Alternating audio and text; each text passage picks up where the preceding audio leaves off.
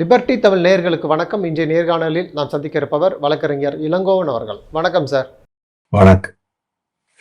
தமிழ்நாட்டில் தேர்தல் களம் பரபரப்பாக எட்டியிருக்கு. திமுக கூட்டணி ஒரு பக்கம் பலமாக இருக்கிறாங்க. இப்போ அதிமுக கூட்டணியும் என்டிஏ கூட்டணியும் தன்னுடைய பலத்தை கூட்டணும்னு சொல்லி முயற்சி பண்ணுறாங்க. குறிப்பாக இதில் விஜய் எப்படியாவது இந்த கூட்டணிக்குள்ளே கொண்டு வரணும் அப்படின்னு ஒரு அழுத்தம் இருக்கதாக கூட சொல்லப்படுது.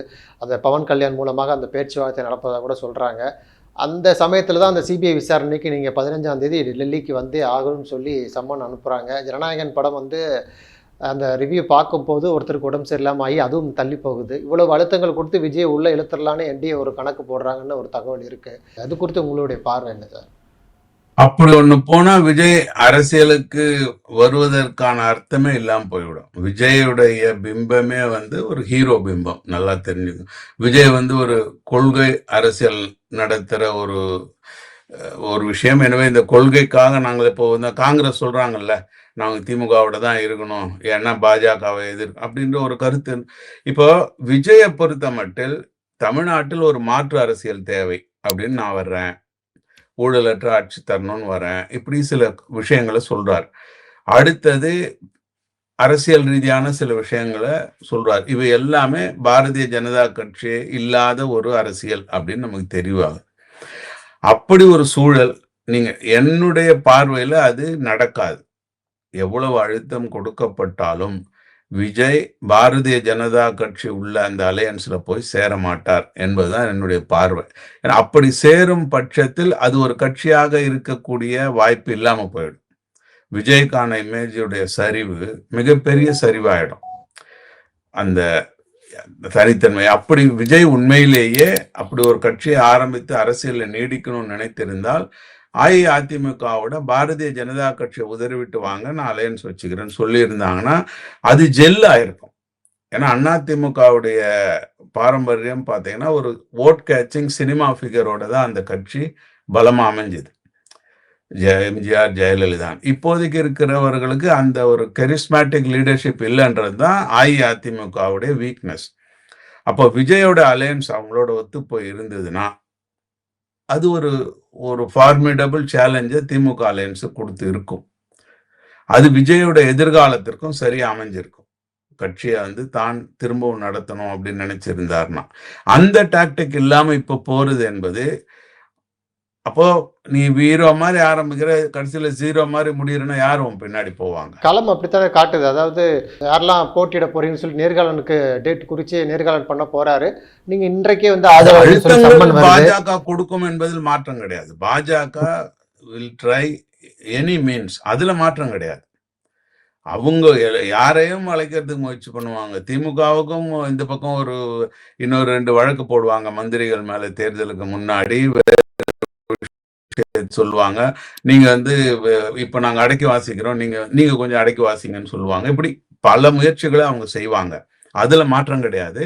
பட் என்னுடைய பார்வையில விஜய் பாரதிய ஜனதா கட்சி இருக்கக்கூடிய ஒரு கூட்டணியில் சேருவாரா என்றால் என்னுடைய பார்வையில இல்லை என்பதுதான். அதுக்கான வாய்ப்பு இல்லைன்னு. இல்லை, இப்போ குற்றப்பத்திரிகையில் சிபிஐ தாக்கல் பண்ண போகிறாங்க. அதில் விஜயுடைய பேரும் சேர்க்கப்பட இருக்குன்னு கூட சொல்கிறாங்க. இப்போ அந்த சூழலில் 1 மாதம் சிறையில் இருந்தாலே முதல்வர் ஆக முடியாது, முதல்வர் பதவியை ராஜினாமா பண்ணக்கூடிய பல்வேறு சட்டங்களை பாஜக கொண்டு வந்திருக்கு. கொடுத்து அது முதல்வர் ஆகட்டும், பார்த்துக்கலாம். அதாவது அவர் மேல எஃப்ஐஆர் போடட்டும். சரி, இப்போ சிறை வைக்கிறாங்களா இல்ல தேர்தலுக்கு பிறகு சிறை வைக்கிறாங்களான்னு பார்ப்போம். ஸோ காலங்காலமாக பாஜக தான் ஆட்சியில் இருக்குன்னு சொல்ல முடியாதுல்ல. அப்படி ஒரு விஜய் வென்று முதல்வர் ஆகிறான்னா அரசியல் பார்வையும் மாறதானே செய்யும். காலம் அப்படி இல்லை. இப்போ விஜய் என்ன நடக்குதுன்னு கேட்டீங்கன்னா, விஜய்க்கு ஒரு தனிநபராக யாருக்கும் இல்லாத அளவுக்கு ஒரு தனிநபராக அவரிடம் ஒரு இளைஞர் பட்டாளம் இருக்கிறது உண்மை. ஆனால் விஜயும் சரி, அந்த இளைஞர் பட்டாளமும் சரி, ஒரு அரசியல் கட்சியாக, அரசியல் இயக்கமாக தங்களை வடிவமைத்துக் கொள்ளவில்லை. அதுதான் அவங்களுடைய வீக்னஸ். இப்ப விஜய் ஒரு கட்சி ஆரம்பிக்க போகிற நபர், இப்படி எனக்கு சொல்லுங்களேன், ஒரு அரசியலுக்கு வரக்கூடிய ஒரு நபருக்கு அவருடைய போட்டோ மேக்சிமம் ராகுல் காந்தியோட ஒரு போட்டோ இருக்கும்னு நினைக்கிறேன். முன்னே போய் காங்கிரஸ்ல சேர கேட்டதுக்காக எந்த ஒரு அரசியல் கட்சி தலைவரையும் அவர் சந்தித்த மாதிரி ஒரு 2014 அது ஒண்ணு இருக்கு. அவரு சந்திச்சார். இவர் போல மோடி எல்லா சினிமா ஆக்டர்ஸையும் சந்திச்சார்ல முத தேர்தல் நடக்கும்பொழுது. சல்மான் கானோட ஒரு போட்டோ, அந்த மாதிரி ஊருக்கு ஒன்னா ஒரு ஹீரோட. ஏன்னா அவருக்கு அப்போ லைம்லைட் கிடையாது. இப்ப லைம்லைட்ல உள்ளவங்களை வச்சு தன்னை விளம்பரப்படுத்திக்கிறதுக்கு மோடி செய்தப்போ ஒண்ணு இருக்கு. இதுதான். மற்றபடி நான் ஒரு கட்சி தொடங்க போறேன் அப்படிங்கிற எண்ணம் உள்ள ஒரு நபர் அதற்கான அடிப்படை பணிகள் என்ன செய்தார்ன்றது ஒண்ணு கிடையாது. அந்த ரெண்டாவது, விஜயோட தோல்வி என்னன்னு கேட்டீங்கன்னா, இன்னைக்கு வரை இருக்கிற மாச இன்னும் அதிகப்படுத்தாம இருக்கிறதுக்கு காரணம் என்னன்னு கேட்டீங்கன்னா, காலமாக விஜய் ஒரு நிகழ்ச்சி நடத்தினால் அது அன்கன்ட்ரோலபிளா தான் இருந்திருக்கு. இப்ப இல்ல. முன்னெல்லாம் இந்த நலத்திட்ட உதவிகள், நோட்டு கொடுக்குறேன், பேனா கொடுக்குறேன்னு விஜய் கலந்துக்கிட்டா அது ஒரு கேயாஸ்ல தான் முடியும். ஸோ அதுல இருந்து பாடம் கற்றுக்கொண்ட மாதிரி தெரியல. அரசியல் என்பது நிர்வாகம். எதுக்கு நீங்க முதல்வரா வர்றீங்கன்னா நிர்வாகம் நடத்த வர்றீங்க. அப்போ உங்களுக்கு ஒரு நிர்வாக திறமை இருக்குன்னு நீங்க காட்ட முடியல. இப்போ விஜய் மீது கூட காழ்ப்புணர்ச்சியோட எதிர்ப்பு பேசுறாங்களே ஒழிய, பேசக்கூடிய விஷயம் விஜய மாத்தணும், விஜய திருத்தணும்ன்ற மாதிரி யாரும் சொல்ல. என்னன்னா நிர்வாக அமைப்பு உங்களுக்கு வரல. இவ்வளவு மாச வச்சிருக்கீங்க, இவ்வளவு அது ஒரு வெள்ளமாகவே இருக்கிறது. ஒரு வெள்ளம் மாதிரிதான் அது இருக்கு. ஒரு அணை அதாவது அது அணை கட்ட முடியாத ஒரு வெள்ளமா தான் உங்க கூட்டத்துக்கு ஆட்கள் வராங்கன்னு பெருமையா இருக்கீங்க. அது காணாது. நீங்க அந்த கூட்டத்தை ஒழுங்கு பண்ணி ஒரு இடத்துக்கு சேனலைஸ் பண்ணாதான் நீங்க லீடர். பாத்தியா, என்கிட்ட கூட்டம் இருக்குன்னா நீங்க சினிமா பண்ணலாம், காசு பண்ணலாம், நிர்வாகம் பண்ண முடியாது. ஸோ இன்னமும் விஜயுடைய தோல்வி என்னன்னு கேட்டீங்கன்னா, ஒரு நிர்வாகி கூட அந்த கட்சியில இல்லை. ஒரே ஒரு நிர்வாகி கூட அந்த கட்சியில இல்லை. இந்த நிர்மல் ஐடி நடத்துறவங்க, வார் ரூம் நடத்துறவங்க எல்லாம் கட்சி தலைவர் ஆகிறது எப்படி முடியும்? பாஜகல இருந்து நான் உங்களுக்கு டெக்னாலஜியை தரேன், உங்க பிரச்சாரம் பண்றேன், திரும்ப அதிமுகவுக்கு போய் உங்களை நான் பில்டப் பண்றேன் ஐடில, திரும்ப இங்க வரேன். இது அந்த ஜான் ஆரோக்கியசாமி என்ற ஆளுடைய ஒரு விஷயம் வருது. அவர் சொன்னதுலயே ஒரு லீக் ஆடியோ ஒன்று கேட்டீங்களா? நான் அவரை ஒரு கல்ட்டா உருவாக்க பாக்குறோம் அப்படின்னு. நீ கல்ட் உருவாக்குனா யார் மாதிரி இருக்கணும்? ஜக்கி வாசுதேவ் நித்யானந்தா மாதிரி தான் இருக்க முடியும். மக்கள் தலைவனா மாற முடியாது. நீ ஏற்கனவே மக்கள் தலைவனா இருக்க. என்னன்னா அந்த தன்மையை ஒரு மெச்சூர்ட் லெவலுக்கு கொண்டு வருவதற்கு பணி செய்யாமல் எப்பவும் போய் ஒரு கூட்டில் அமைந்து கொண்டு, இந்த கூட்டில் அமைவதெல்லாம் எப்ப செய்யணும்? பதவிக்கு வந்த பிறகு செய்யணும். மோடி மாதிரி. அதுக்கு முன்னாடி நீ பல பேரை போய் பார்க்கணும். மோடி இறங்கி வந்து உன்னை பார்த்தாருல்ல 2014 தேர்தலின் போது. சோ இந்த தவறு நடக்கிறது. அப்போ விஜய் ஒரு லீடரா என்கிற கேள்வி இங்கதான் எழும்புது. உதாரணமா காங்கிரஸ் கட்சி விஜயோட பேசுதா இல்லையாலும் 1000 நடந்தது இல்ல. உண்மையிலேயே விஜய் தெருவே போறோம் வியாபாரி மாதிரி கூறு கட்டி விற்கிறேன், வெங்காயம் கிலோ எத்தனைன்னு பண்ற மாதிரி, ஆட்சியில் பங்கு அதிகாரத்தில் வாங்க யார் என்னோட வாங்கன்னா, இது ஒரு சிறுபிள்ளைத்தனம். நீங்க ஒரு பொலிட்டிக்கலா மெச்சூர்டா இருக்கிறீங்கன்னா, உங்களுக்கு ஒரு அலையன்ஸ் இந்த கட்சியோட சேர்ந்தால் நமக்கு நல்லதுன்னு தெரிஞ்சிருந்தா அவங்களோட பேச்சுவார்த்தை நடத்த நீங்க முன்னெடுப்பு நடத்தியிருக்கணும். நான் ஒரு புது கட்சி தொடங்கி இருக்கேன், இதுதான் என்னுடைய பார்வை, என்னுடைய பார்வையில நீங்கள் என்னோட நெருங்கி வர்றீங்க, வாங்க நம்ம சேர்ந்து ஆட்சி அமைப்போம். அப்படி எதுவுமே நடக்கலையா? இவர்கிட்ட கூட்டம் இருக்குன்னு எல்லாரும் வந்துருவாங்க என்று எண்ணுவது என்பது ஒரு சிறு பிள்ளைத்தனமானது. அவரோட இருக்கிற டீம் யாருக்குமே அந்த பக்குவம் இல்லை. ஆனால் படித்த, வேலைக்கு போற, சம்பாதிக்கிற அளவுக்கு இருக்கக்கூடிய இளைஞர் பட்டாளம் இருக்கு. ஆனால் அது வீணடிக்கப்படுகிறது. அதுதான் தமிழ்நாட்டினுடைய சோகம்.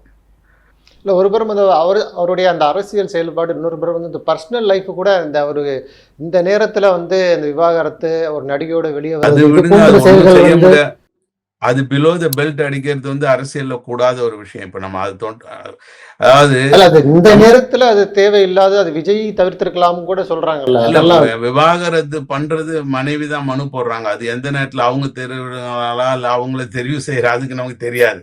சோ அதுக்கு ஒண்ணும் செய்ய முடியாது.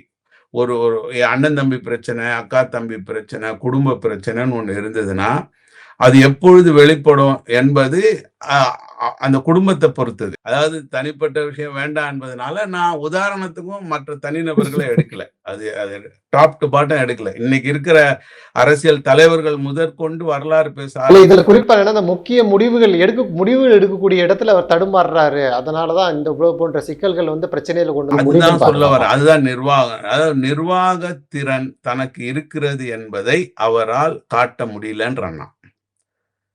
அதாவது இன்னொன்னு எடுத்துக்கோங்க. ரூல் ஆஃப் லா அப்படின்றது தான் ஜனநாயகம். சட்டம் ஆளுகிறது அப்படின்னு சொல்லு.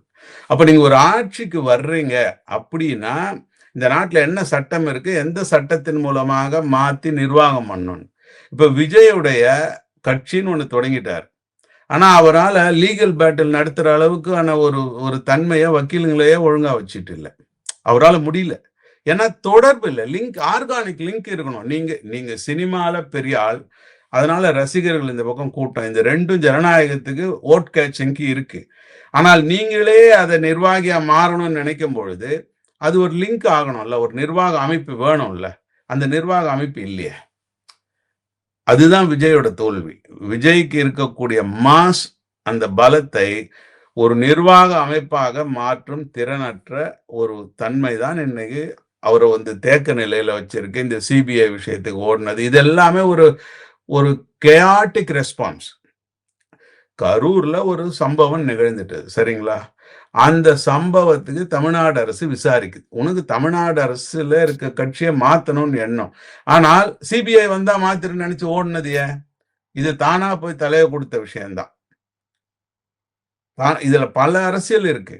நீங்க சிபிஐ கேக்குறீங்கன்ன உடனே திமுக என்ன சொல்லுது? ஓ உங்க பாஸ் சொன்னாரா? இங்க வா நான் பாத்துக்கிறேன்னு சொல்லிட்டு நீ அங்க போறியான்னு. அப்படி இல்ல அவன் அடிக்கிறானா? இப்ப நீயா தானே போய் தலையை கொடுத்து அடிக்கிறேன். இப்போ ஒரு கன்சல்டிங் கிடையாது, ஒரு லீடர்ஷிப் கிடையாது. மாஸ் இருக்கு. உன் மாஸ் கூட அரசியலுக்காக வரல, உன் நிர்வாக திறமைக்காக வரல, சினிமா ஆசையில வந்திருக்கு. அப்ப நீ ஒரு தலைவன் என்கிற தன்மை உனக்கு உள்ளுக்குள்ள இருக்குமானால், அந்த அரசியலுக்குரிய தன்மையை நீங்கள் வளர்த்து கொண்டு இருப்பீர்களானால் உங்களுடைய செயல்பாடு அரசியலில் மாறி இருக்கும்ல. எம்ஜிஆருக்கு வந்த மாதிரியே நீ எப்படி நான் எம்ஜிஆர் நான் அடுத்த எம்ஜிஆர்னு சொல்லிக்க முடியாதுன்ற நான். ஏன்னா எம்ஜிஆர் சந்திக்காத அரசியல் தலைவர் இல்ல. எம்ஜிஆருக்கு தெரியாத அரசியல் அவர் வாழ்ந்த காலம் அப்படி. அவர் கருணாநிதியை விட வயது மூத்தவரும் கூட. அப்ப அதுக்கு இருக்கிற தலைமை திறன். இப்போ உதாரணமா கம்யூனிஸ்ட் தலைவர் ஜீவானந்தம் மனைவி இறந்ததுக்கு எம்ஜிஆர் சிஎம்ஆ இருந்து இறுதி ஊர்வலத்துல நடந்து போனார். அப்போ அவருடைய ரீச் எந்த அளவு இருந்திருக்கு பாருங்க. ஜீவானந்தத்தை அவர் தலைவராக கருதியவர். அது பல வரலாறு இருக்கு. அவங்க மனைவி இருந்தாங்கன்னு தாம்பரத்துல அந்த இறப்புக்கு அப்ப சிஎம் அவர் அந்த இறுதி ஊர்வலத்தில் நடந்து போய் மரியாதை. இப்ப விஜய்க்கு என்ன தெரியும்? யாருடைய தொடர்பு இருக்கு? யாருடைய பர்சனல் தொடர்பு இருக்கு? என்ன லிங்க் வச்சிருக்கீங்க? என்ன பொலிட்டிக்கல் சயின்ஸ்? என்ன அதாவது அரசியல்வாதியை கூட விடுங்க, ஒரு யூனிவர்சிட்டி டீச்சர்ஸ் வச்சு எதையாவது தெரிஞ்சுக்கிட்டீங்களா? உங்களுக்கு தான் எல்லாம் இருக்கு. ஸோ நான் பணத்தை விட்டு வரேன் அது இல்லை இங்க பேச்சு. நிர்வாகம் பண்ண வரேன்னு சொல்லுங்க, நிர்வாக திறமையை காட்டுங்க. அதுல நீங்க தோல்வி அடைந்திருக்கிறீர்கள். உங்கள் ஜனநாயக பட விஷயத்துல லீகல் பேட்டில் தோல்வி முதல் கொண்டு சிபிஐல போய் மாட்டேன்னு இப்போ நடக்க முடியாது. எல்லாமே அதாவது எண்ணி துணிக கருமம். துணிந்த பின் எண்ணுவோம் என்பது இழுக்கு. நீ துணிஞ்சிட்ட பிறகு எண்ணுவது வந்து உன்னை இழுக்குல தான் கொண்டு நீ எண்ணி துணியணும். அப்போ அரசியல் என்பது நிர்வாகம். நல்லா புரிஞ்சுக்கோங்க. அரசியல் என்பது நிர்வாகம். ஒரு கூட்டத்தை சேர்க்கறதுன்றது எலெக்ஷன். அது ஓட்டு. அதை ட்ரேட் பண்ணலாம். என்கிட்ட இவ்வளவு ஓட்டு இருக்கு, அதுக்காக என்ன செய்வேன். ஆனா நிர்வாகம் பண்ணணும். அந்த நிர்வாகத்திற்கு தான் மக்கள் உங்களை தெரிவு செய்யணும். பார்வை இருக்கணும்.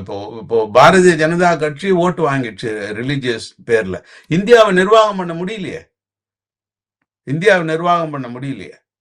நாங்க கோயில் கட்டிட்டோம், தீபாவளி அந்த 2 லட்சம் விளக்கு ஏத்துறோம், இப்படியெல்லாம் நீங்க செய்யறீங்க. ரைட். அங்க டூரிஸ்ட் வராங்க, ரியல் எஸ்டேட் விலை ஏறிடுச்சு, அங்க வியாபாரம் 5 லட்சம் டூரிஸ்ட் வந்தாங்க, இவ்வளவு காசு இது இல்ல இந்திய நிர்வாகம்.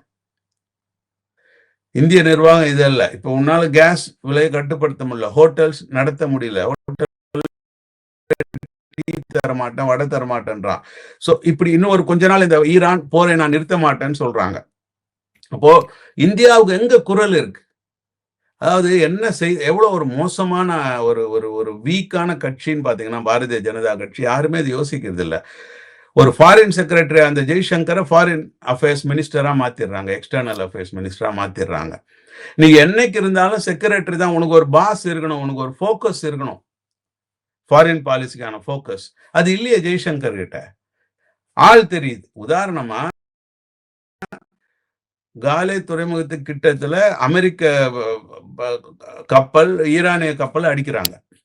உடனடியாக அதை காப்பாற்றக்கூடிய தன்மையில மிகச்சிறிய நாடு இலங்கை. இங்கிருந்து தமிழ்நாட்டில் இருக்கிற சீமான் போன்றவர்கள் மிரட்டிக்கிட்டு இருக்கிற அளவுக்கான நாடா இலங்கை இருக்கு.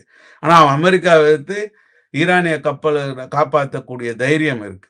ஆனா அதை கண்டிக்காத ஒரு இந்தியா அந்த வெளியுறவுத்துறை அமைச்சரோட போயிட்டு ஒரு போட்டோ எடுத்துக்கிறார் நம்ம வெளியுறவுத்துறை அமைச்சர்.